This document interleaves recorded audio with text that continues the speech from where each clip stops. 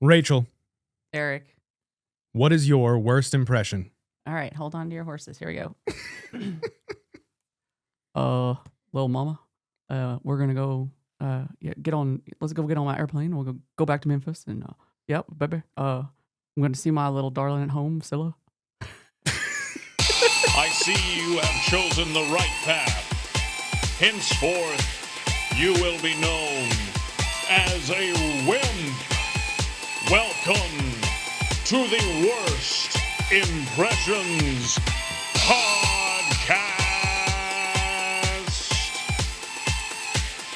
There's something strange in here.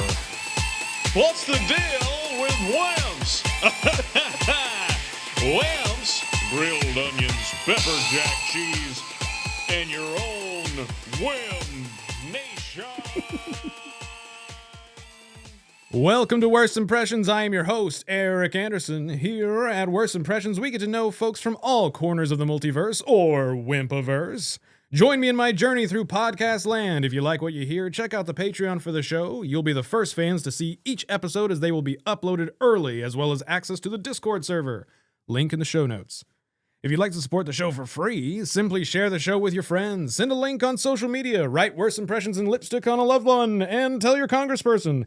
And if you want to see the show live in Waco, click the link in the show notes September 13th at the PAC Waco, PACC.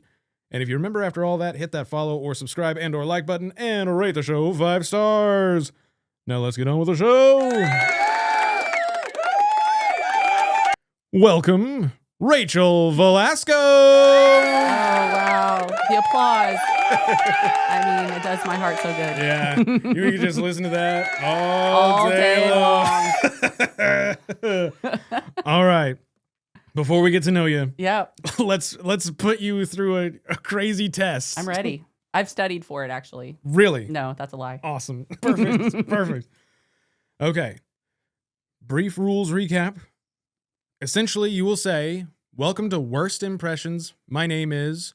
You can say your name or your character's name or whatever inspires you. Got it. Right? It's just to get little sound bites.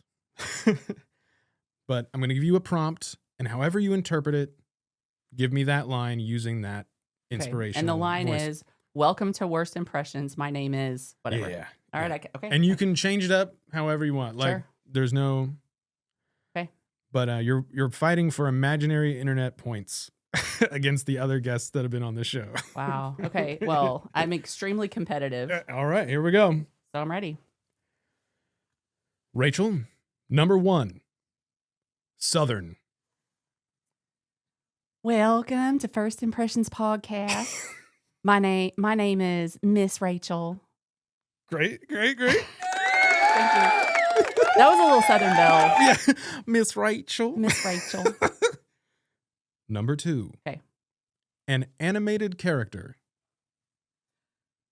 Welcome to First Impressions Podcast. My name is Rachel. Number 3. This is a choice. Okay. You have your choice between a politician, Mm. bro, or Valley Girl. I'm not going to say what I'm going to do. You'll figure it out. Welcome to First Impressions Podcast. My name is Rachel. Oh, damn. Thank you. All right. Number 4 is a little abstract. Okay. Okay. If a couch could talk. Mm. Welcome to Worst Impressions. If a couch could talk. If a couch could talk. If a couch could talk. Here we go. Oh my god, this butt is so big sitting on my... Oh, okay. Welcome to First Impressions Podcast. I am the couch. This lady's butt is huge. Get her off. Amazing. Number 5, European. Okay. Okay. You got this? I got it. You got this? Yes. Here we go. Welcome to First Impressions Podcast. My name is the Duchess. Nice. That was Great. I won't say where in Europe. The Dutch. Yes, right. It doesn't We would matter. never. We would Doesn't matter. never. You would never. Doesn't matter. Doesn't matter. It's just wherever is wherever. Yes. Number 6, a character from film. Okay. Any character from film? Any character from film. Any character from film. Okay, here we go. A character from film. Okay. Let's see here. Okay. I feel the need to be on this podcast, the Worst Impressions podcast. Ultimate speed. Good job. Thank you. Good job. Thank you. All right, number 7 is about, you can walk away now with your dignity. No. Okay, 7 is a bonus. What dignity? Yeah, right. You're right. Anything you want. Okay. And then just tell us what What it is. it what it is. Okay. Let's see here. Okay, here we go. Okay. Welcome to First Impressions Podcast. I am a fish. Yeah. I am a fish. And so there you go. Amazing job. Thank Amazing you. job. Applause all around. Wow. Chimes. You get chimes. I got chimes. Yeah, you got. Wait, hold on. Does everybody get chimes? Not well. It's. Yeah, it's- okay. I don't know. Mm. We'll see. We have to go back in the tapes. Go back. Go to the archive. Yeah, go in the archives and see if everybody got Johnny, chimes. pull up the. Who's Johnny? Yeah. Wait. One day we'll get Johnny in here. He's really. He's on vacation Oh darn. since the beginning of this podcast. Yes. Okay. Thank you for indulging in that. Of course. That stupid game and giving us our worst impression. Like, it's. I don't know you very well. No. Okay. And for you to come in here and do that, that shows a lot of confidence, a lack of dignity, but no. Fully. But that I couldn't be more excited that you came in Great. and did that. That was amazing. One more. Oh, thank We'll give you an air horn. That's what I hoped I was gonna get at my high school graduation. An air horn? Yeah, but I didn't. You didn't Nobody get- air horned me. No one air horned you? No. So Damn. you have fulfilled a lifelong dream in this Yeah, moment. right? Thank you, Eric. Oh, how do they? It's like, and do they? How do they just say the names? Do they give you any like? It's like a student or No, graduated nothing. summa- Just your name. And then if you have cool family and friends, then they shoot the air horn. And what do you mean by cool?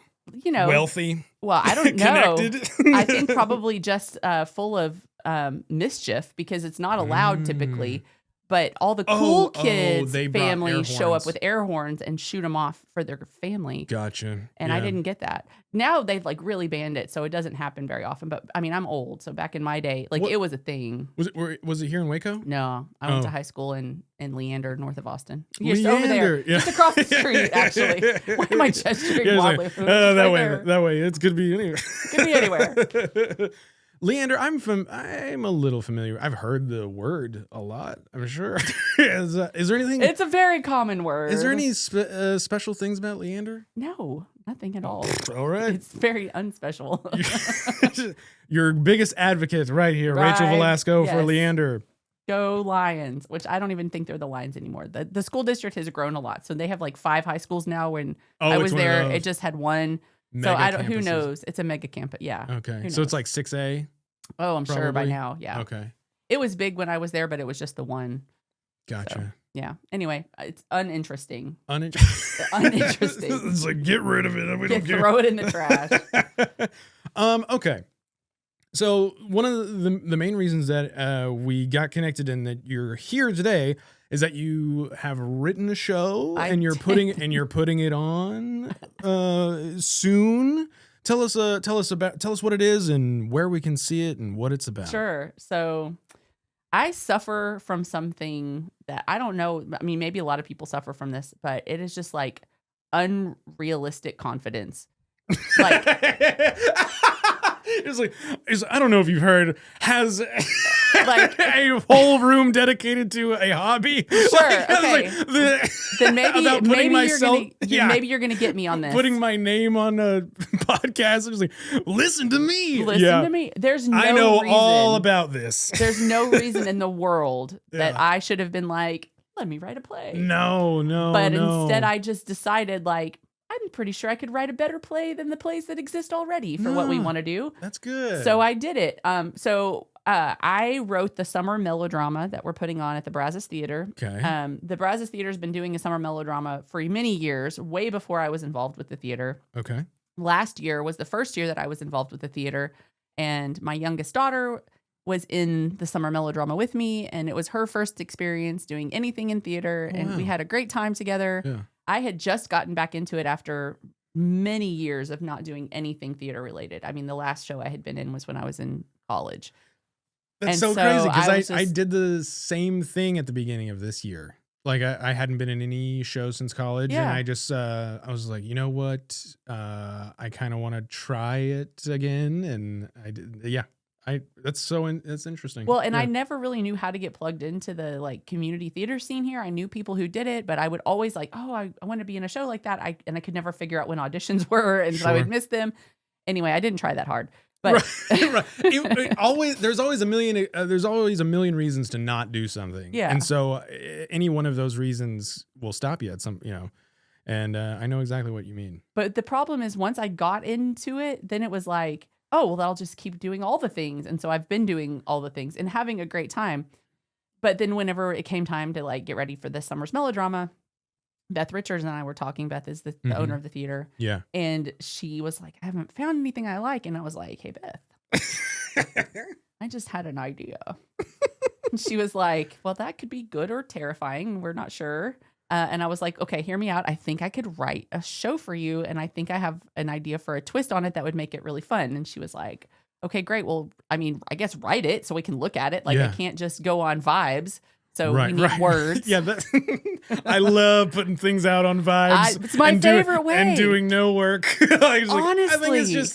I think this is more of a vibe project, guys. If I could just vibe my way through everything, I think I would be really successful at that. But I literally tried, like, that's how I started this podcast. I was like, I think, I'll come up with one gimmick, and I'll barely do the gimmick, and then the rest of it will just be It'll vibes. just vibes, Just and be it'll come vibes. together. Yeah. it works. Yep. Well, at the end of the day, I vibed my way to my keyboard and I Nice. did type things together and I wrote this play. And so a melodrama, as you know, or maybe you don't, for those of you watching and listening. Yeah, give it to the layman. In layman's terms. Yeah, sure. For those of you theater novices, Yes. a melodrama typically is set in the Old West and it's all about being over the top, right? So Mhm. it's got your quintessential villain and your quintessential hero. Yeah. And there's usually White hat, black hat. white hat, black Yeah. hat. There's always like a damsel in distress Mm-hmm. and the villain is trying to like, terrify her. Put her on railroad tracks. Yeah. The whole thing. Yeah. And then usually there's somebody in the show that like holds up these cue cards and they say, yay, when the Yep. hero comes out and boo for the villain. And so I was like, well, I'm going to take that and I'm going to write a show based on this really obscure song that I knew from the 60s. I grew up listening to Weird Al Yankovic, Oh, hell yeah. but predating Weird Al is this like musical comedian named Ray Stevens. I don't know if you know who Ray I Stevens do is. not. Oh, well, I do there's a not. black hole for you to go into. Okay. I'm definitely showing my age here, but Ray Stevens wrote this song called Along Came Jones. Okay. And it is essentially the plot of a melodrama in a song. Ooh, nice. And, one of the scenes is the Salty Sam, the villain, steals Sweet Sue and literally throws her on the railroad tracks. Like Yeah. it's all there. So I thought, wouldn't it be funny to take this song that I love so much? It's already got the plot of the show. I'll just fill in the characters, but I'm going to flip all the genders. Oh, And so our interesting. hero is a heroine and she's Nice. a woman and her Awesome. name is Joan, Joan, Yeah. instead of Jones. Okay. And our villain is also named Salty Sam, but Sam is Samantha. No. Okay. And Nice. our damsel in distress is now a dude in distress. That's and his amazing. name is Sweet Stew instead of Sweet Sue. Oh, Stu. Poor little Stew. Stu's on the railroad tracks. He definitely gets put on the railroad tracks. He gets tied up multiple times, Oh, poor Stu. threatened with a buzzsaw, threatened with being exploded by dynamite in a mine. All of the things. So the song, I mean, you could listen to the song and know exactly what's going to happen in the play. Like it's great. Cool. But we add some other fun things and some scenes. It's lots of physical comedy. It's a lot of like really stupid jokes. Yeah. The dumber the joke, the more I like it. Right. So I've been telling my cast when we're rehearsing, I'm like, guys, when you find something that seems so dumb that you don't want to say it, please say it. And then I'm like writing it back into the script. I'm like, that's great. I love it. Put it in. Here at Worst Impressions, we're pretty highbrow. We don't felt that. We don't much care for, It was the Squirtle pillow that gave it away. We're pretty sophisticated here. I mean, so I don't know. We might be interested in a bunch of silly jokes. Well, then have I got the show for you? It is extremely silly, but it's been so fun. Awesome. And Beth has given me a lot of leeway to direct it as well, which has been crazy. I don't know listen, I don't know the first thing about directing a play. Okay. I didn't know the first thing about writing a play. Okay. I'm figuring it all out as I go along. Yeah. I just figured like if I was going to be in a play, how would I want the rehearsals to go? Yeah. So that's what I'm doing. Yeah. What would you want? Yeah. So we've been having a great time. It's been very super collaborative. I have an incredibly talented cast. I mean, it's wild how good they are. And they're just, exciting. we're finding more jokes every single time we rehearse a scene. Like jokes we didn't even know were going to be there, just like pop out. Yeah. That's my favorite part is getting to find jokes in between the lines. And even, when there's no lines, like what business can we do here that is a bit? Find the bit. And there were so many bits. One of my characters actually doesn't have any lines.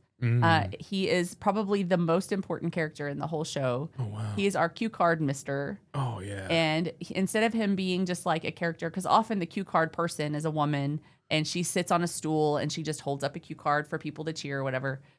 He very much has an important character and an important function in the play, and he has a story arc. Okay. And so it's been really fun to see the actor that's portraying him like really just jump in and come up with, because he doesn't have a single line of dialogue. Sure. But all of his characterization is coming out through his body language and his his physicality and the way he interacts with the other characters who generally ignore him. I mean, they don't pay any attention to him. He's just doing his job, I guess. Yeah. So it's been so fun. I had these ideas, like I just knew it could work if we got the right cast, and I've felt like so blessed that this cast really is coming with that idea of like we are willing to try things and put some creativity into it and come with ideas. And so it's gonna be a hysterically funny show. That's awesome. Yeah. So when can folks see this? Yeah, so so it's going to run for one weekend in August. It'll be August 7th through the 10th. So that Thursday night is our kind of like preview show, pay what you want at the theater. Okay. And then we'll have showings Thursday, Friday night, and then a Sunday matinee on August 10th. This is all at the Brazos Theatre, right? At the Brazos Theatre. It's a very fun venue. It is a fun venue. They'll have they have the snack bar open and all that Snack stuff? bar, Yeah, it's very fun. like there you can buy drinks, you can get snacks. Yeah. You can buy popcorn to throw at the stage if you'd like. What? Oh, like a traditional traditional melodrama. That's going to be fun. Yeah. Okay, I'll have all of the dates and the links to buy those tickets in the show notes for anybody that's listening. Definitely go check it out if you're in the Waco area. It's a very fun venue. I can't wait to see it. That sounds like a lot of fun. It's been a lot of fun. Now, so if this is your first time writing a show, tell me about the writing process. Like, what did you do? What snacks are you getting while you're writing? Are you doing this in big chunk sessions? Oh, Are you doing gosh. them in little? Are you writing down one-liner notes and then going home and slapping them together? Unfortunately, I also suffer from a syndrome where I hyperfixate on anything that I'm doing. Sure. And so it was about 2 weeks. I wrote the whole show in every spare waking moment that I had. Like if I wasn't at work, I was like furiously typing on my computer. Yeah. And my process is just like write, go back and revise. So I just had to I wasn't a note taker. I wasn't like sketching out, big ideas in between. Like I would think about it for a while until I thought I knew what I wanted. And then I would sit down and just like furiously write it all out. Almost like a fever dream. Like it was like stuff was coming out of my brain and I'm like, I don't know what this means. Yeah. And then I would go back and read it and go, okay, that's funny. That's so stupid. Nobody understands that. Take that away, whatever. Yeah. And I bounced a lot of stuff off my youngest daughter who's turning 17 this summer. Okay. And I would like just incessantly be like, is this funny? Is this funny? And she was like, Mom, it's so stupid. And I'm like, great. Is it funny though? So no, I don't like it. Well, maybe I do like that you don't like it. I don't know. Yeah, there was a lot of that. I figured, and like I did get some genuine laughs out of her. And I thought if I could make it 16, almost 17-year-old girl yeah. laugh at those. Exactly. There you go. Maybe there's something there. There's something. Yeah. She's also going to be in the show. Nice. We had a lot of nepotism happening as the show was being cast. Sure. And she was like, I helped you write this character. This is my character. I want to be this character. Yeah, I was like, fine, it's all yours. Okay.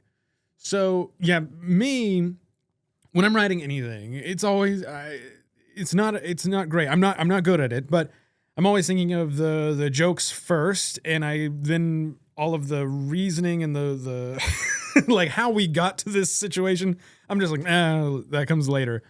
How did you? Were you better? Were you getting the comedy second, or like was it coming in all upside down? No, my big thing is I hate plot holes. Really? I hate plot holes. I mean, people don't like watching movies with me because I'll be like, that was good, except there was this huge plot hole that ruined the whole movie. Yeah. And even like if I'm reading another script or something, I'm like, that doesn't make sense. That person would never do that. Like that's a dumb plot hole that didn't have to be there.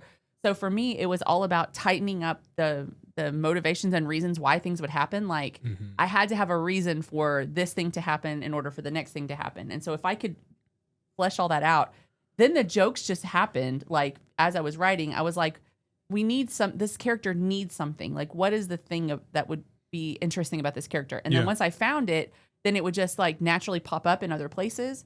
So once I had like the tight script down of like why the action was happening, that helped me a lot. And then as I was going back in, I was like, okay, we need to add, this character feels like it's not really fleshed out. So like, how can I give them some more interaction with other characters or lines to really like build on that? And then that's when the jokes started coming out. Sure.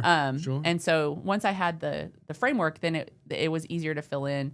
But I mean, I was an English teacher. Okay. And so that's what I went to school for originally back in the day. I taught English for a little bit of time. Cool. And so whenever I write anything, I'm always thinking in like, how would you teach this structure to a student to write? Okay. So there's some like formulaic things that had to happen for me to be able to get where I was going. And then it was just like word vomit. That's cool. After that. How long were you a teacher? I taught in a public high school for a year. My kids were homeschooled for a long time. And so I taught in a bunch of co-ops for a very long time, like 6 or 7 years. So I taught lots of people's kids over the years in different ways. And I really enjoy teaching. I think it's a lot of fun. Nice. But yeah, I didn't anticipate all these years later that I wouldn't be teaching. Like that was what I thought I was going to do, was be a teacher. Right. So for those listening, what are you doing now? Man, what am I not doing? That's the question most days. I'm like, what did I do today? So I have a couple of different jobs. My primary job is that I am the manager of the Waco Downtown Farmers Market. Big fans of the farmers market. That's pretty cool. It's so fun. It is actually like such a fun job to have. And it is made some very awesome changes. And we have. And I think a lot of people are noticing it. It's very impressive. Thank I think you. so. And and it's just really, and it's cool to know you and knowing that you have all of this influence on it, because we're just like, that seems like it was your doing, right? We did a lot. I mean, we have such a great team. Bethel Erickson is our executive director, and she is like just so smart and like great at like leading vision.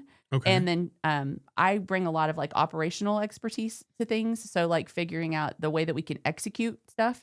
So we work great together. Okay. And I really enjoy, like, because I have that sort of teacher heart, I love mentoring and bringing resources to our vendors, which if we have strong vendors and we have good relationships with our vendors, that's what powers the growth of our market, because it's like a circular thing, right? Like if you have great vendors, then the customers are going to come because the vendors are great. Yeah. And if we can create a great experience for the vendors and for the customers, it's just going to continue to grow. And so we've been able to do that with a lot of teamwork and like really being strategic about the way that we invest our very limited resources, because we're a small staff. We're a nonprofit. We aren't working with like a huge budget. Sure. absolutely. So it's been great. Like I love it. It's such a passion. And what, So for some of these folks that listen, I know there are a lot of night dwellers and late night comedy yes. lovers. So what times is this at? It's is in this the happening? morning. You Okay. gotta get up in the morning. It's in the morning, but yeah. what Saturdays. for those maybe they don't go to the farmers market? What are they going to be experiencing when they go to the farmers market? So our market is super cool that it runs year round. So we are there rain or shine, which is something we're really proud of. Like we show up for our customers because the customers show up for us. And we have a lot of people who are very invested in reinvesting in the local economies of small businesses and locally produced food products. Yeah. And so we are always there for them. Like we show up every single Saturday. Our market opens at 9. Typically it runs until 1, except for in the summer months, July and August, we close at 12 because of the heat. Yeah, that's fair. We would all like to avoid heat stroke if we can. Fair enough. So it's very consistently, Saturday mornings. We have a seasonal midweek market that runs in the fall and spring on Wednesday nights. Okay, yeah. It's a couple of hours, 5 to 8, but that's not every single week, and those are short seasons. So we're always there. And then when you come to the market, we have a pretty big footprint. We've just moved location. So now we're at the Bridge Street Plaza. Right. Bridge Street Plaza. What are the streets? So it's off of Elm Street. Between MLK and Elm, like on the east side of Waco, just across the suspension bridge. It's all being like redone. Everything's like new and looking. It's really cool over there. It's super cool. We have a lot more space. We have a whole stage and grassy area. So we have live music.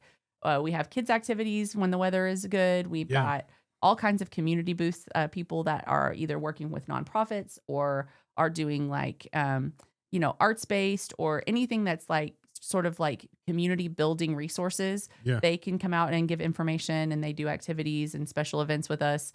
And then we have our vendors, which are kind of like the heartbeat of our market, is all of our local growers. Yeah. And a fun fact about our vendors, per our permit with the city of Waco, all of our products have to be made, manufactured, grown within 150 miles of the city of Waco. Oh, sick. So everything is as local as it can be. I mean, we have some growers who come from, our outlying counties, but everything that is at our market is made locally.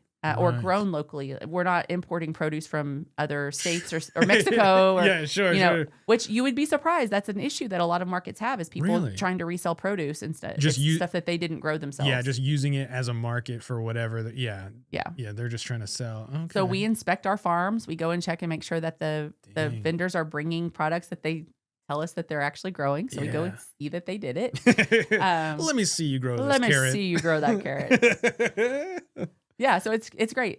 So I think, those are things that as you learn about that, like local economy and how it really, those dollars stay local. Like they go right back into the pockets of the people that live here. It's very cool. That's very good. Pro all of that stuff, keeping the money and the stuff in Waco. That sounds great. Yeah, that's awesome. Did you grow up going to farmers markets and stuff? Not really. I mean, I grew up, we just bounced around a lot. I was one of those families that just like moved a ton when I was a kid. So I don't really have a hometown. Okay. I don't have any place that I think of like where I grew up. It was just like a bunch of random places. Sure. So there wasn't a lot of consistency in anything. Yeah. Okay. But when we moved here, I've lived in Waco now going on 20 something years. We moved here in 2005. So I guess 20 years. Nice. Yeah. All my kids were born here. Like this is my hometown. Wacoans. Okay. Cool. For all intents and purposes. Yeah. And so we started going to the farmers market as soon as it opened back in 2011, when it was still on the riverbank. Right. Way back in the day. I mean, that's not even there anymore. By the old fire tower, training tower. Yeah. Oh man, I remember trying to get. I remember trying to get in that fire tower illegally. You and everyone else. Oh man, I bet there's something at the top, guys. Let's go. Yeah, so the market was there, and then it moved to the courthouse, and then now we're at hopefully our permanent location there at Bridge Street Plaza. But I mean, I've been a part of supporting local, and then some of the vendors they've been there since the beginning, so it's great to get to like have bought from them for all those years, and then get to come in and help support them. Do you get to have a favorite? Oh, I will never tell. Okay, well, the vendors know. Okay. They know who my favorites are. Okay, cool. They know. Nice. Cool. That's exciting. Now let's see. what is your involvement with the farmers market? Yeah, Brazos.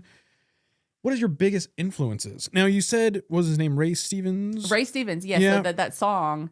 I mean, like there's a ton of he did a song called the Mississippi Squirrel Revival. Okay. He did a song called The Streak. I mean, they're just like silly storytelling songs. Mm-hmm. And I just have always loved that. And I like really witty wordplay. That's like one of my favorite things in comedy is really well-written dialogue. Okay. And so I love the Coen Brothers movies for that reason. We talked about that earlier, but like Raising Arizona is one of my all-time favorite movies, but the dialogue in those movies is so smart. My other favorite movie of all time is Clue. Mm-hmm. And same thing, that if you listen to the way that the jokes are written and the actual way that the words are structured, it's so funny to me. Like that's the thing that the physical comedy on top of it takes it to another level. But I love really well written, tight dialogue that is saying something funny. Where, almost to where you do that writer thing where an actor will try to like, change the words. Actually, no, what it's written so perfectly. Don't change this. Don't change it, you stupid actor. Just do the joke.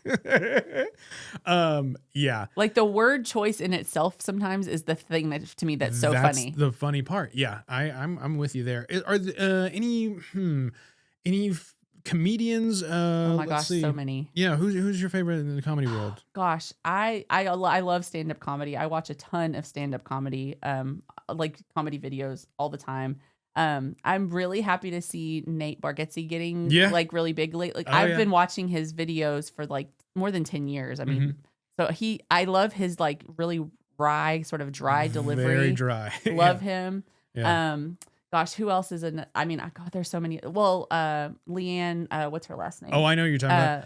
She talks like this. Yes. Oh, same thing. I've been watching her for more than 10 years, and to see her get this like moment has been really fun to see. She's getting really big. Yeah. She's super funny. There's a guy I can't remember. I'm not going to remember anybody's names. That's like the worst thing about me is like. What does he look like? He is also kind of a Southern dude. He's kind of got a round face, scraggly beard, kind of blondish. He's from the South, like from Tennessee or Kentucky or something, but he lives in Colorado. And so he makes a lot of jokes about that. Okay. But he is like, his delivery is so funny because he's kind of frenetic, like when he does his pieces. And he kills me. Like he's one of my favorites right now. Oh, I wish I could remember his name. Derek Stroop. That's his name. Derek Stroop. Okay. Derek Stroop. Yeah. Okay. Yeah. I'll look him up. Interesting. So he's really good. I don't know. I mean, gosh, any and all of them. Were you a Saturday Night Live kid? I totally was a Saturday Night Live kid. What was your era? Everybody's got their favorite era. Yeah. And it's usually who they're, who's they grew up with, and who's yours? So mine would be like the heyday of Will Ferrell. Like that was my era. Oh my gosh, he's the best. He's like Will Ferrell. I mean, everybody loves him, but like, there's something about his eyes. His eyes have this thing where they just like they're like dead. Conan talks about his eyes. They're like a shark's eyes. They're like dead inside. I love it, but it's amazing. He's perfect. The thing I love about him is that he plays into the fact that he is so goofy looking and gangly. Like the way that he uses his physical body in his comedy, he plays into the fact that he doesn't have any grace. Like he is the least graceful person. And so he doesn't need to make things funny. Like he leans into that so hard. And the fact that he's willing to just go anywhere with the joke. Like he'll take the joke where it needs to go. Yeah. And he doesn't try to, like, you can tell he's not directing the jokes. Like he's just like going with the joke. And I think that takes a level of intuition that is really uncommon in people. Like watching great comedians do what they do. Mitch Hedberg is another one that I am obsessed with. Yeah, he's great. Hedberg is great. Like those comedians who know themselves so very well, and they can make what they do, who they are, funny instead of trying to go out and find something that's funny and like get into it. Does that make sense? Yeah. Now, since you're writing and directing, it sounds like, what have you noticed Like, do you have a pet peeve yet? I Like mean- with directing or even when you're trying to get the words to jump off the page in a certain way, and maybe you're getting something from the actor, and you're just like, oh, it's just gonna be this one thing, you know. Do you have any pet peeves? I think the biggest one, and I'm yet. The biggest pet peeve for anybody that's in charge of something, I think, is just you want people to be as invested in it as you are. Yeah. And Yeah. nobody's ever going to be as invested in something as you are when you are the one that created it. I'm very fortunate. Oh, though. yeah. No, I I'm just like, oh, yes, I knew. They're just not that way. But I'm fortunate that the cast that I have, they are really putting, like, they're just putting a lot of creative energy into it instead of just showing up and going through the motions, which they could very easily do. Yeah. And it's hard to get people, like, you know, I would love for everybody to be off book already, and I would love for everybody to be able, Yeah. you know, be on time to every single rehearsal. And Yeah. so all that stuff is hard, but you're dealing with people. And so giving people grace, I think, is important. I mean, I could make rehearsals a lot more uncomfortable by being like, you know, what the hell? What the hell? You're not off your book. You're not off book yet. Get You're out. ruining my show. Yeah. You know, but that's not going to get us anywhere. You take that, you get out. you get out of here. Oh man, yeah. It's tough. Now, you said you got sounds like you have a wide age range in your cast, maybe, right? I do, yeah. You have a top. What's your top end there? Because you're dealing with different generations, and that's always interesting nowadays too. Yeah, so I mean, I have my daughter is the youngest member of the cast, and she's about to be 17. And then, you know, I think With her, you can tell her, get out. she's the one that's telling me to get out. I'm like, you cannot talk. I had to have a conversation with her actually after our last rehearsal. I had to be like, if I give you stage notes, you do not get to argue with me from the stage. You just say, You okay. are undermining my respect Do among not everyone here. undermine me. Gosh, it was terrible. I'm like, I am the commander of this platoon. so anyhow, she's golly.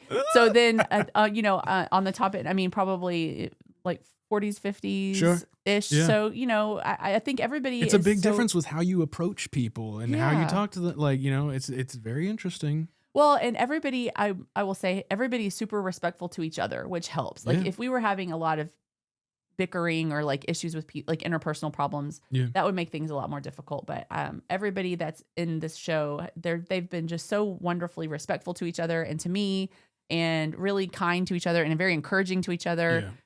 You know, everybody laughs when something's funny and they like, oh my gosh, that was great. Like Yeah. you did a great job on that. There's a lot of like a lot of affirmations that are happening. We'll get to the brass taxes after the show closes. They're terrible.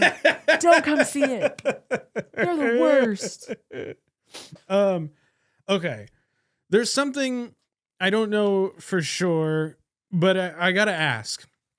Were you in the Inspector play? I was. Okay.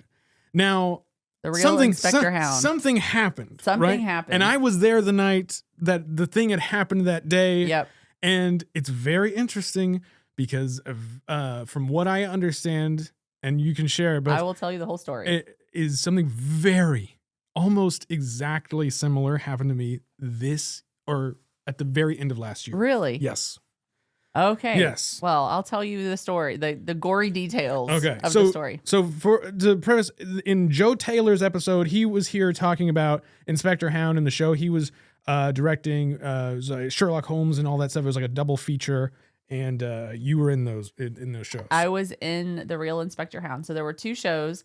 One of them was Sherlock in Love. I keep saying Shakespeare. Oh, I want to say Shakespeare in Love every It's single horrible. time he talked about it. I was like Shakespeare. Not Shakespeare. Sherlock in Love. Yeah. And then the real Inspector Hound. I was in the Inspector Hound, and I was actually cast as one of the female leads in that show. Right. And that show is an absurdist show. I mean, it's incredibly silly. It was very funny. It's so funny. I had a lot of fun. Joe is a brilliant choreographer, and so much of the show was funny because of the way that he choreographed a lot of the movement in the play. I mean, it was just great. Yeah.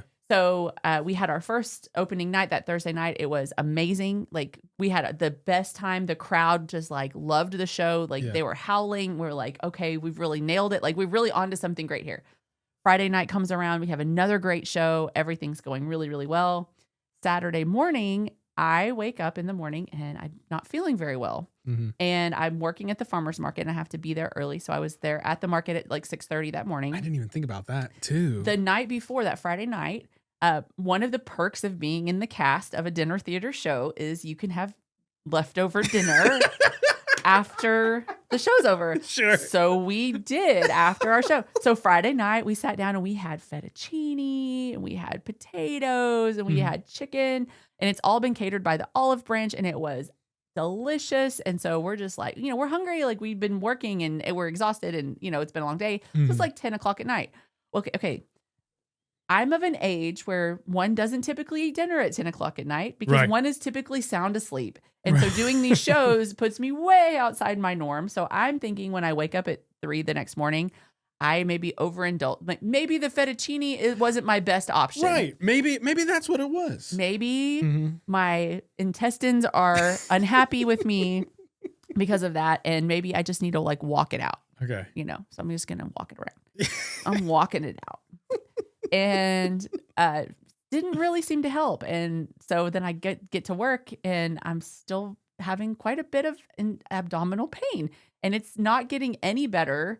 And it's getting worse, in fact. And so about 10:30 that morning, I was like, we might be having an issue. And so I said, I'm going to call my boss and let her know I'm going to have to go to an urgent care. And I'm thinking, they're going to just tell me you've got a terrible case of gas because you ate fettuccine much too late at night. And here's some extra strength vino and go on your merry way. So I took myself to the walk-in clinic because I did not want to go to the emergency room. I'm like, no way, no how. Same. So I go in and it's like totally dead in there. It's 10:30 on a Saturday. Nobody's there. I don't have to wait. They send me right back. And the PA comes in and she sort of pats me in the shoulder and she's like, sis, you got to have a CT scan. And I'm like, what? She goes, yeah, this doesn't look like, I think you might have appendicitis. And I'm like, no, I don't. Like, I don't want to go to the emergency. She's like, you should go directly to the emergency room. I'm like, I'm not going to do that. Where can I get a CT scan that doesn't involve me waiting in the ER for 4 or 5 hours? So I go over to Premier ER, like the other kind of urgent care that actually has an ER attached to it. On Jordan? Yeah, the one right here. Yeah, that's where I was. So this is, urgent care number 2 because urgent care 1 didn't give me the answer that I wanted. So I go to urgent care 2. So they send me back, and now I'm feeling pretty rough. Things aren't great. And the doctor comes back and he's like, well, we got your CT scan results and your appendix has ruptured. So you're going directly to the hospital. And I was like, I don't want to go to the hospital. And he's like, you don't have a choice. We would like to send you in an ambulance. And I was like, well, then I'm just not going to go in an ambulance. Right. I was being very obtuse about the whole situation. Yeah, we did the car. I had my wife drive me from that. So my husband comes from work. He was working in Austin, and he drives up and he comes and picks me up, and we get to the emergency room, and things just really devolved from there. Like it just kept getting worse and worse and worse. So by the time we got through, I get there, they sent me to the ER without the actual photos of the CT scan. They just sent me with results printed on a page. So the ER doctors did not like that. And they were like, we're not going to do that. So you're going to have another CT scan. But they took them like 6 hours to figure that out. And in the meantime, I mean, it's getting worse. My appendix has already perforated. They knew that. By the time they got me into the CT scan, it has completely ruptured. Oh my gosh. Okay, this is where it gets a little different. So this is crazy. It got a little crazy. So the surgeon comes in. God bless him. I loved him, by the way. Like, it's going to sound like he and I didn't jive, but I think he's the greatest guy in the world. Like, he's fantastic. He comes in and he's like, all right, well, you got a choice to make. And I was like, I'm pretty high on Dilaudid right now. Do you want me to be making major medical decisions for myself? And my husband, something you probably don't know either. My husband is from Mexico. Okay. English is his second language. Really? Wow. So he has no idea what anybody's saying at this point. Like, medical terms are very low on the list of, of the language. You learn those last. Yeah. No. He is like... That's awesome. The whole time. He has no idea what anybody's saying. Yeah. So this is all on me now, and I'm just like very high. Yeah. And so the surgeon comes in, he goes, okay, you have a choice to make. They gave me fentanyl. They gave me a tiny bit of fentanyl. I was like, It was awesome. They started with morphine at the first ER. Yes, I was on and morphine. that didn't do anything. Oh, it didn't? Nothing. Yours must have been crazy. And then I got there and they gave me Dilaudid, which is like I don't think they gave me that. it's like a super narcotic drug. Sure, I don't know. sure. But it made me very mean Really? and agitated. Oh, I was having a blast. I was not having a blast. I wasn't in as much pain, but I was like, get these sensors off me. I was like pulling stuff off. Just hulking out. I hulked out badly. So, the surgeon comes in and he says, you have a choice to make. And I'm like, Yeah. He said, we can't tell from your CT scan where your appendix has ruptured. It could be on one end, it could be on the other. We don't know. If it's on one end, sorry, I'm gonna start coughing. You're good. We literally, like, it's so crazy. I bet you had the same surgeon and everything. Like, I bet same premier ER situation, everything. Like, you know, it's just, it lines up perfectly. It's crazy. So he says, we can go in and do it like an exploratory surgery. And if it's ruptured on the one end, we'll just take it out. It's fine. Yeah. If it's ruptured on the other end, we might have to take out part of your colon. And I was like, this doesn't sound great. No. He goes, or the other option is we go in and it's just like a bomb went off. And there's nothing we can do. And we'll just have to just sew you back up and put you on a drain through radiational or interventional radiology. We'll just put a drain in. Yeah. And you could be in the hospital for a couple weeks on antibiotics. And I was like, that's great. That's terrible. I don't want that. Right. He goes, the other option is we just forego surgery altogether because we can't tell. We go ahead and send you to interventional radiology. They put the drain in and we put you on some high-powered antibiotics and just wait and see. And he said, you could be in the hospital for 3 or 4 days. You could be in the hospital for a couple weeks, or your whole system could just shut down and you could have, major organ failure. And I was like, Dr. Cahill. Oh my gosh. Sir. Whoa. These are not good options you're giving me. And the nurse, she's like, sweetheart, it's going to be okay. Why don't you tell her what it would mean if she lost her colon? Like, this is really what we're discussing? So he's like, oh no, it's fine. You won't need a colostomy bag or anything. And I was like, oh, okay. Well, surgery? We're going to do surgery, I guess. Yeah. So he's like, great. And he goes, no, wait, this is the best part. I forgot. I said, well, what would you do? Like, if this was you or your wife, like, what would you pick? And he goes, well, you can't ask me that. And I was like, but why? I just did. He's like, I'm a surgeon and I want to cut. It's like, putting in a quarterback. Yeah. Put me in, coach. Get I'm me ready. in there. Get me in there. Yeah. I was like, well, you sold me. Take me back. So they did the surgery. And actually, I was so fortunate. It turned out to be like the best case scenario. Okay. They went in, they were able to remove my appendix, kind of clean things up. I spent the night in the hospital. They put me full of antibiotics and sent me home. Yes. And I did fine. Great. But yeah, meanwhile, I'm so confused at why it got so confusing then. I don't know. That's bizarre. It was, the whole thing was bizarre from start to finish. Yeah. The whole time I'm there and high on drugs, texting my cast going, well, I'm at the emergency room. I think they're admitting me. I'm probably having surgery now. Not going to make the show tonight. Yeah. And so Joe immediately went into he panic mode. They rearranged the whole cast. Yeah. So we had a replacement tonight.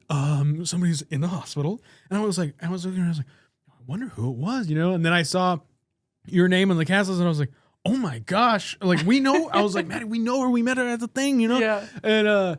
And that's so crazy because literally in December, I had a Christmas party, and I ate a bunch of junk. Okay. Sure. As and, one does at a Christmas party. Yeah, ate a bunch of junk. And the next morning, people had come in for the Christmas party, and they were from way out of town, and they were going to do a podcast the next morning. They had a hotel and all this stuff, and I was like so excited to do all of this stuff. And I as people were leaving the party, I was like, oh man, I can't wait for them to leave. I got to use the restroom, And then that was around 10 o'clock, and then around midnight, 1 a.m. I was like, going to the ER. I'm going. I gotta go. And yeah, the first doctor I talked to, he's like, so you're just like in pain? And I was like, That's it. yeah, Just pain. I was like, yes. He's like, okay. And it took them so long to be like, I guess we'll scan him. And then they were just like, yeah, you got to go now. And I was like, what? And so I'm like, texting people at 2 a.m. I'm just like, hey, I'm high on morphine. I'm not going to be able to do it tomorrow.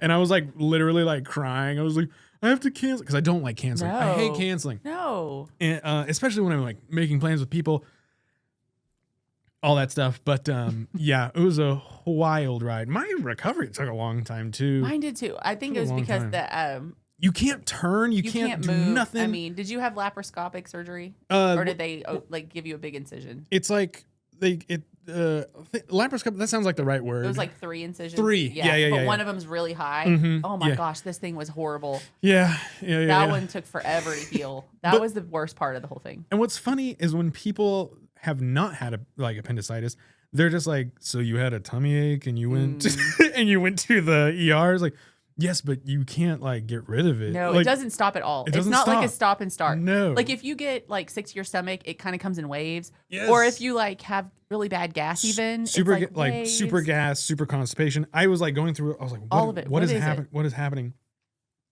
to be a little graphic, I was just like fully naked on the side of my bathtub, just like squatting and just like it's like anything just like come out of my mouth, like anywhere. Just it's horrible. Something happened, please. And it doesn't happen. Nothing. I was just, and it's just like constant pain. Yeah. You're like, I don't know what to do with this. I couldn't. And some folks, like the surgeon told me, he's like some guys, like especially older guys, they'll try to be tough. And they'll like go to work and they're like, and they'll just die because like, I'm serious. I'm just saying because they're just like, oh, it's just a tummy ache, and then it just explodes and it's too late and they die. And I was like, so me, so I did the right thing. Like, I went immediately. Exactly. I was, oh man. One of the people, so we haven't talked about this, but I also do work at the public radio station. But one of the gentlemen that does a show, KWBU. KWBU. He does a show, and he is an older gentleman from another generation. And I got back to the station after this had all happened, and he was like, "Oh, Rachel, I'm so glad you're okay." Yeah. I was like, "Yeah, thanks, Ross. It's glad to be back or whatever." And he goes, "Well, my grandpa died when his appendix burst." And I was like, "That's horrible." Well, gosh, Ross, wasn't that in like 1912? I feel like advancements in medicine have come a long way since then. Right. I'm like, why did you feel the need to tell me that? Like, why would you do that? Yeah. Like, okay, well, my condolences, I guess. I don't know. It was so awkward. Anyway. That's crazy. Oh my gosh. It was a wild thing. I'm surprised. Like, well, so how did the show turn out with the cast that came together at the last second? So it was great. It was fun. It was very fun. I loved it. I think Joe did a great job. And then the way, like, the replacement, she had to come in there with a script in some scenes, but you could barely notice. And but like, I think they saved it just fine. So what actually happened is the woman who was with the red hair, Chris Gibson. Okay. She took my role, and she was the other character in that scene. She was Felicity, and she took over my role, and then they brought Raina from the other cast in to do Chris's role. So they switched. So there wasn't just a 1-for-1 exchange. I think my wife was explaining that to me. And I was like, it was amazing that they were able to do that. And the fact that Chris knew my choreography and my lines as well as she did, like she just picked it up and ran with it. That's cool. And Raina came in. She was the one that had the script, and she took Chris's role. Okay. And so, that's I great. I heard from so many people how amazing they stepped in and made it happen. I was like, thank God. He was like, I'm recovering from this, but yes, that's great. It was like the most horrifying experience of my life. I mean, the appendix part was bad, but like letting down your cast members. Isn't that what's so sad? Is that was awful. You could have died, but the worst part was that you had to cancel a show. I know what you're talking about. It was awful. Like, the scarier part was having to not be there for the show. 100%. I was like, is Which there is- any way you can just dope me up enough that I I can know. get up on that stage Yeah, and just do it? give me- I'll come back later. Just Like, give I'll me- come back like, tonight. My character could have crutches. I guess. I think I could do that. Yeah, Can we it'd do be the fine. surgery real quick? And then right. can we give you in and out? Do you do like Surgery Express here? What if my character had appendicitis? We could really work. We could work it into the script. Oh man. But the crazy thing is that every time that happens, everybody's like, well, what were we eating? But all the medical staff told me that there is no correlation between No. the food and Yeah. what happens. And so it is like just really random and it's kind of scary. It was crazy. Well, and I asked my doctor too. I was like, I came in, like, my pain started in that morning, like 2 or 3 in the morning. Yeah. By the time I got the CT scan at 11, my appendix had already perforated. I was like, that doesn't seem like it seems like there should be a longer amount of time that you have appendicitis before your appendix just like gives up the ghost and is like, well, No. we're done with this. Yeah. He told me that I'd probably had been having symptoms or had appendicitis for a day or even more Yeah. before I even knew that I was having issues. Yep. So that made me feel a little bit better. Which is why with the people that don't get checked, that's why it's so scary because they'll have the pain. And by the time you're having the pain, you gotta go. You gotta go talk to somebody. So Yeah. that's crazy. So It's great to meet a fellow survivor. but there's a lot of people that have had it, but it is interesting how random it is. It's So not random. it's just a random thing that can just put you in the hospital. and And they don't play with it either because they are Yeah. all like the ER doctor at the Premier ER was like, you have to go to the hospital immediately. Yeah. And I'm like, well, my husband will be here like an hour. He was like, we want you in the ambulance like right now. And I'm Yeah. like, I'm not going in the ambulance, so you're just gonna have to wait for him to get here. And he was a little panicked about that. He did not like that answer. Right. Oh yeah. But it was funny because normally doctors are like, you're fine. I'm like, well, my arm's hanging off. Like, Yeah. isn't the problem? And they're Yeah. like, no, you're going to be fine. But with appendicitis, they're They like, do not. you got to go. I kind of loved it. Like I loved it. I was like, wow, this is Somebody real. cares. Yeah, I was like, this is really intense. So I guess everybody does need to be worried about me. Like, I was just like, I guess I wasn't overreacting. I wasn't overreacting this time. I love it because my wife was just like, you just go to bed. You just have a tummy ache. And I was just like, and then like that morning, I was like, told you. I was like, wouldn't it have been terrible if I had just gone to sleep? Wouldn't that have been when you felt so bad if you woke up to my cold, dead body? Oh man, that's awesome. Yeah. Oh, what my a gosh. wild experience. Oh my gosh, but you're better now, and you're ready to. And now, it won't happen to you again. At least that won't. That part will not happen again. Yeah. I mean, if he had left my appendix in, it could have. So Right, thank right. God he decided to take it out. Right. Oh man. Yeah. But isn't that interesting? Like even like a big product, like a movie, like at any time, like Tom Cruise could just have He just keel over from appendicitis. Yeah. And it's like, now the whole production stopped for a month. Oh my god. I know. Or more. Well, I mean, that just underscores the humanity that we all bear. Yes, the humanity. Yes. The humanity. Need us not forget. Is there a reality show or reality competition show that you'd like to be on? Ooh, gosh. Okay, I've weirdly gotten obsessed with watching old reruns of Chopped. Oh, okay. Chopped. Yes, I watch it every night. Are you a cooking lover? No, I hate cooking. Okay. I hate it fully with a passion. I like to eat. Mm-hmm. I don't like to eat the things that they make them cook on Chopped, Okay. like chicken feet or baby octopus. Yeah. Like, no. They had lamb's brains on there the other night. I was like, no. Okay. And yet I cannot look away. It's like watching like a train wreck. And I mentioned this earlier, my weird, like, I am oddly confident about things that I have no business being confident about. I'm Sure. like, I would kill on Chop. I would slay it. I would go in there with some creative burst of genius and I would do something to the basket of ingredients that no judge would ever see coming. Yeah. And I would win the $10,000.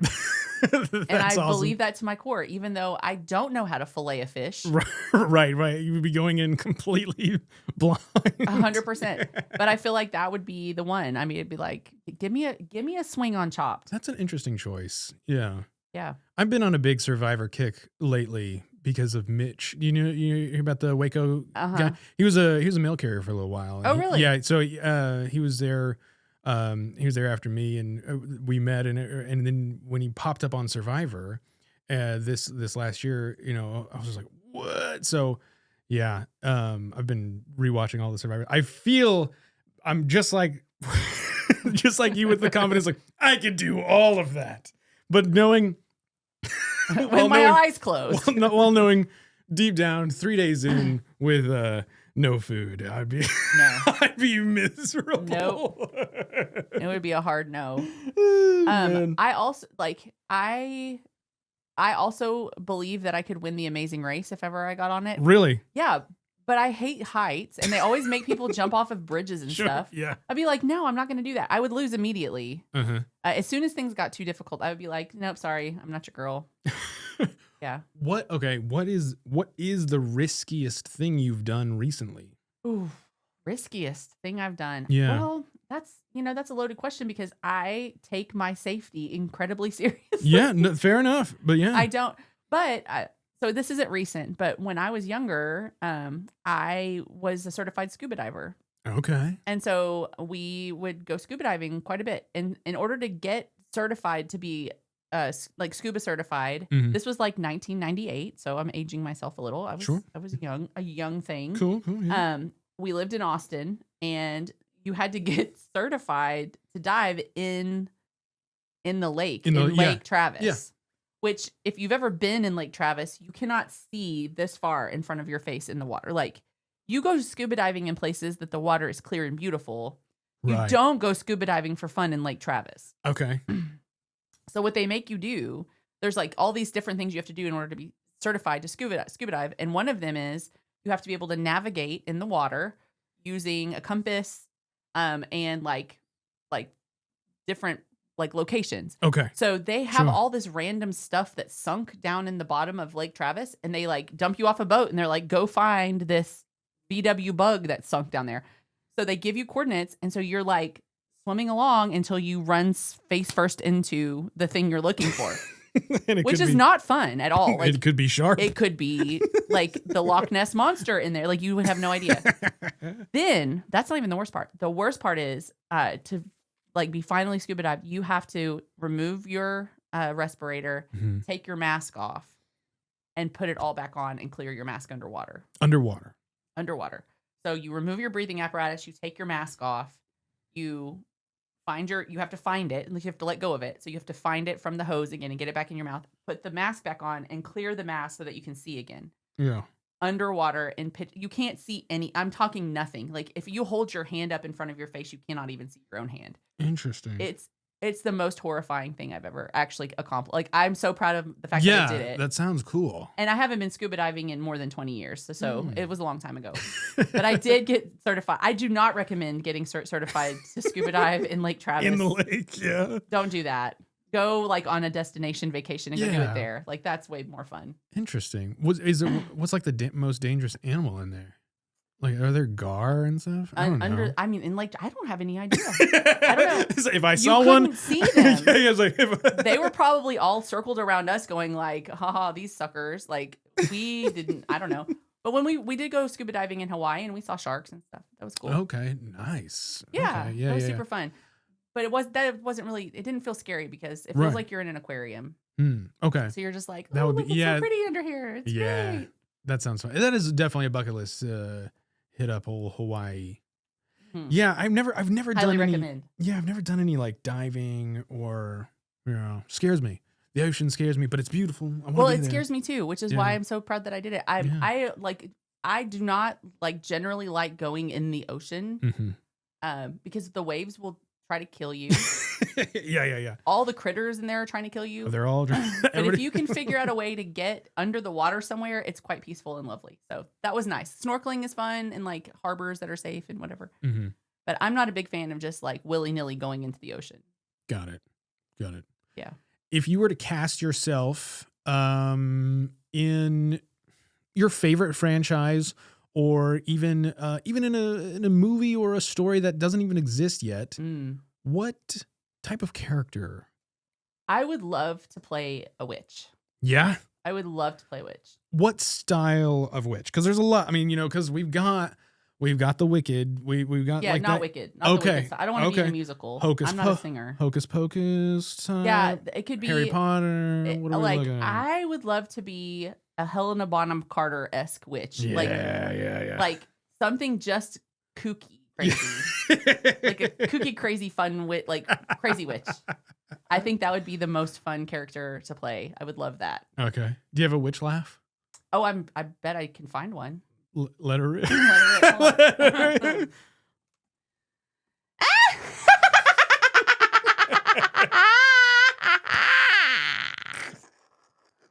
How was that? That was great. Oh my gosh.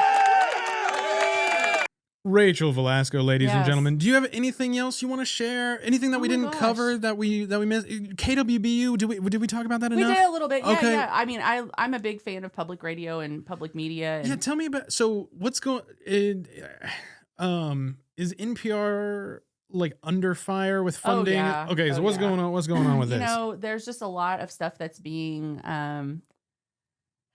the federal funding for a lot of really important stuff is kind of being pulled back. Yep. And I think there's a lot of misinformation about the purpose, particularly for public media. Right. And public media was designed to be an equalizer in Yes. media.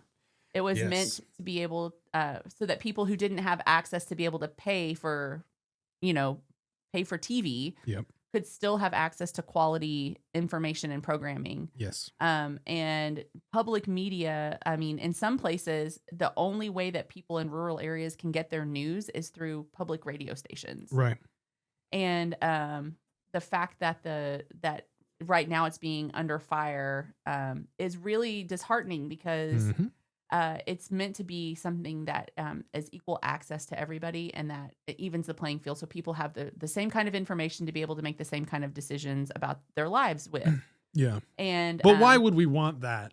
why would we want that? Why would we want everybody to be on an equal playing Why field? in the hell would we want something so nice and good like that? What a communist idea. Yeah. Get it out of here. Mhm. No, I mean, at the end of the day, it's been disheartening to see, Baylor reprioritizing their funding and taking the cash funding that they had been providing to the radio station away. There's a misconception that KWBU is Baylor's radio station, Okay. and that is not true. Okay. It's the radio station is actually owned by a nonprofit entity that operates independently of Baylor. I'm sitting up straight because I'm learning things. Yes. Okay, wait. Okay, Yes. so Baylor was giving money to it. They're pulling. They pulled the cash portion of their support out, so Okay. that's about $200,000 a year. Do they have a reason? They're reprioritizing is their reason. Yeah. So that is being pulled away. They still do provide in-kind support to us. So like they provide our infrastructure. So the building that we're in and like some of our IT resources and things like that. But for the most part, we're an independent entity. And then the other piece of our funding that is under sort of being challenged right now would be the Corporation for Public Broadcasting, which is a federal entity that receives taxpayer dollars and then redistributes that money out to local public radio and television stations. Right. It's a very small percentage of most stations' budgets. So it's about 15% of our budget, which is not a huge amount. But when you take that into account with the 20% we lost from Baylor, now we're losing almost half of our budget in cash. Yeah. So that shifts the burden onto now the people that we're serving to be able to fill the gap in that funding. So we've always relied on donations from people to keep these independent news broadcasting stations, whether it's a local TV station or a local radio station. That's why they're always having pledge drives, right? Like come and support your local station. Right. Because the funding isn't there from these other sources completely. There's little pieces. Yeah. The crazy thing to me is that the fact that this is even a question is wild. The amount that an individual taxpayer pays yearly for public broadcasting is less than a penny per year. Yeah, I bet. It's less than a penny of your taxes. Like a fraction of a penny is actually what would go to the entire Corporation for Public, not an individual station, but the whole thing. Yeah. And so we're talking about like such a tiny amount of money overall, but Yeah. sort of like making it a focus of like why we should be cleaning up all this waste, fraud, and abuse. It's literal less than pennies Yeah. when the actual like misspending is other places. So it's really sad. But I think the really great news is this is a good opportunity for local stations to really plead their case to their supporters and to people who believe that access to quality journalism and quality storytelling and quality access and even access to things like science and the arts Yes. makes for stronger communities. That is a great reason for people to step forward and give just a little bit of money. And it really is a little bit. I mean, our average donor donates $10 a month. Okay. And they can set that up to auto draft out of their bank account or a credit card or whatever, which is less than a cup of coffee these days. Like you Sure. could go to Starbucks and get like a latte and a cake pop. Yeah. Or you could give one of those trips to your local public radio station and make a huge difference. And so Yeah, or all that money that they're saving on their eggs from when they cut the funding, they could send that over. I will get links from you after this episode, and we'll get links for your show. Great. And for KWBU to donate. We'll put them in the show notes. You know, I don't have a huge reach, but every little bit helps. I think yeah. people telling people is what makes and like Right. community engagement like this, like where we're meeting people that are in our own hometowns. Mm-hmm. That's what makes us people, and that makes us communities, and that's what makes Waco a great place to live, or any other city that people live in when they're getting to know each other and know about the important things that are happening very locally in their own communities. And that's what's great. I agree. Yes.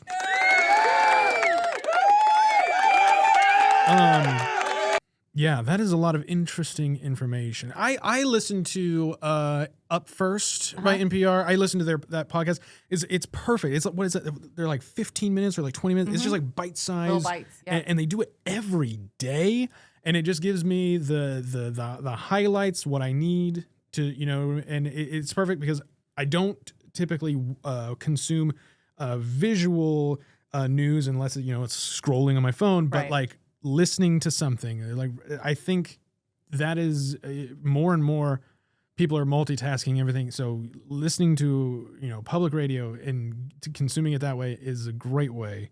Absolutely. To stay informed and stay connected with the community. A piece of that I think is really interesting too is it's very important when people are thinking about how they're going to divide their dollars out and to support some things that matter to them is figure out a way that you can support it at the most local level. NPR is great and we get so much of our content from them. You can donate to them directly. But we actually support them by purchasing programming from NPR to be broadcast locally. So if you support at the local level, you actually are trickling it up to NPR, even if you're not the one that's consuming it directly through our local radio station. Interesting. Does that make sense? Yes, it does. So I really encourage people to look for the most local place that you can put your money in because it's being managed at a local level instead of it being sent up. And that's like every bit of work you do is in anything, in any field, is always going to be much more effective at the local level rather than just spread thin over wherever. And so, that is extremely exciting. And it's great to have you as an acquaintance, to talk to you. And I'd love to talk to you again if you're ever down. Blast. Yeah, so fun. I'm having a lot of fun. Anything we missed? Anything that you want to bring up? I'm sure that there's something in my life's history that we've missed, but we'll discuss it. Well, maybe we can get together after the show and you can give me like notes from the audience. Okay, yeah, sure. You hear that? Give us notes, please. Yeah, on her scorecard for the Wimp game. The Worst Impressions Gauntlet, the pending title. We're still working on that. But yes, thank you, Rachel, for coming in. Don't forget, link in the show notes. Your show, August, what is it? It's 7th through the 10th at the Brazos Theatre. August 7th through the 10th, Brazos Theatre. It's on Bosky. Click it in the show notes and we'll get you tickets. And I'm excited. That sounds like a lot of fun. Thank you so much for coming. Thank you for sharing your impressions, sharing all this juicy information with me. It was great. Sharing our appendicitis stories. I think that's everybody's favorite part. Yeah. How to tell if I have appendicitis. We did a public service today. There you go. Yes. All right. thank you all for listening. Don't forget to click that link in the show notes save that date actually for September 13th live show at the PACC Waco. And don't forget to spay and neuter your pets. Good night. I see you have chosen the right path. Henceforth, you will be known as a wimp. Welcome to the Worst Impressions Podcast. There's something strange in here. What's the deal with wimps?